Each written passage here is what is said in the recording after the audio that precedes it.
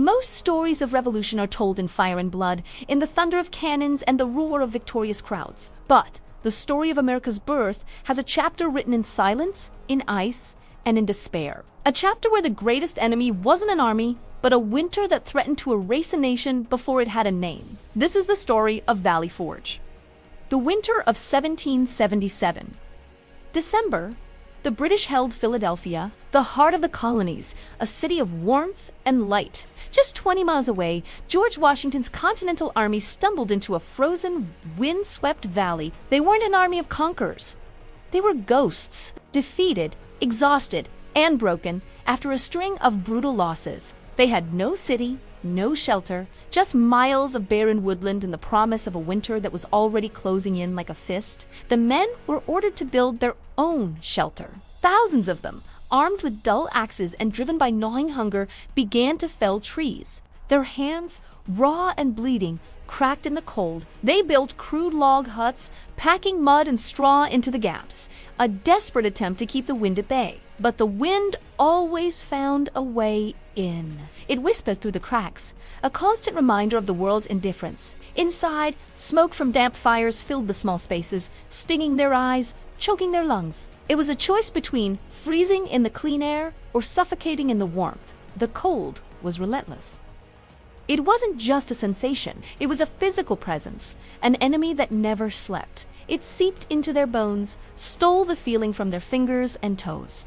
Frostbite was rampant. Men woke to find their limbs blackened, dead. The surgeons, with their crude saws and no anesthesia, could only offer amputation. The screams would echo through the camp, a sound more terrifying than any battlefield cry. And then came the hunger, a deep, gnawing emptiness that overshadowed everything else. Rations, when they came at all, were a cruel joke. A handful of flour, often spoiled, to be mixed with water into a tasteless, gluey paste they called fire cake. Meat was a distant memory. The men hunted for anything that moved in the frozen woods: squirrels, rats, even their own dogs. They boiled their leather shoes, chewing on the softened hide for hours, trying to trick their bodies into feeling full. Starvation wasn't a risk. It was a daily reality. The hollow look in their eyes, the sunken cheeks, the slow, deliberate movements of men conserving every last calorie. This was the face of the army.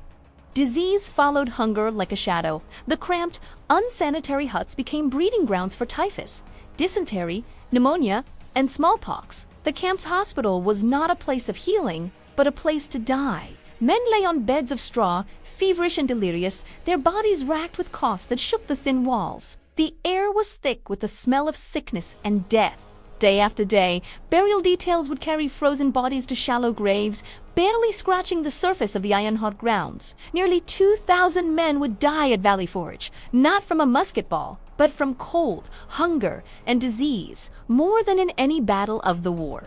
This was the crucible where the revolution was tested, not by British steel, but by American apathy. Washington wrote letter after desperate letter to the Continental Congress, begging for supplies. He described his men without clothes to cover their nakedness, without blankets to lay on, without shoes. He warned that without immediate aid, the army would starve, dissolve, or disperse. His pleas were met with silence, with bureaucratic incompetence, with political The nation they were fighting for seemed to have forgotten them. Hope began to hemorrhage from the camp. Desertion became a nightly ritual. Men would simply walk away, melting into the darkness, choosing the shame of abandoning their cause over the certainty of a slow, anonymous death.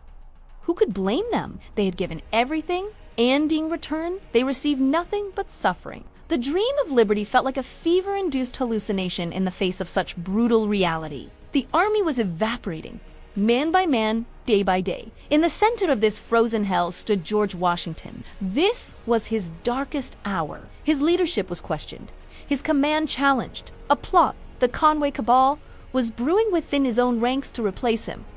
Yet, he remained. He could have resigned, returned to his warm Virginia estate. No one would have faulted him, but he stayed. He walked through the camp daily. He didn't hide in his headquarters. He stood in the snow, his tall frame a familiar silhouette against the gray sky. He looked into the eyes of the dying, listened to the complaints of the starving. He shared their misery. He couldn't offer them food or clothing, but he offered them his presence. He showed them that they were not abandoned, not by him. he endured with them. His resilience became their own. And then, a flicker of light in the darkness. A man arrived at the camp, a Prussian captain named Baron Friedrich von St. He spoke little English, but he spoke the universal language of a professional soldier. He didn't see a dying mob. He saw the skeleton of an army. And he began to work. He took a single company of 100 men and drilled them himself out on the frozen parade ground. He cursed at them in a mix of German and French, his frustration comical, his standards unwavering. He taught them how to march in formation, how to handle their bayonets, how to move not as individuals, but as a single, disciplined unit. Slowly, miraculously, something began to change. The men, who had nothing left to believe in, began to believe in the crispness of a synchronized turn, the power of a coordinated bayonet charge. Pride, an emotion long thought dead, began to stir.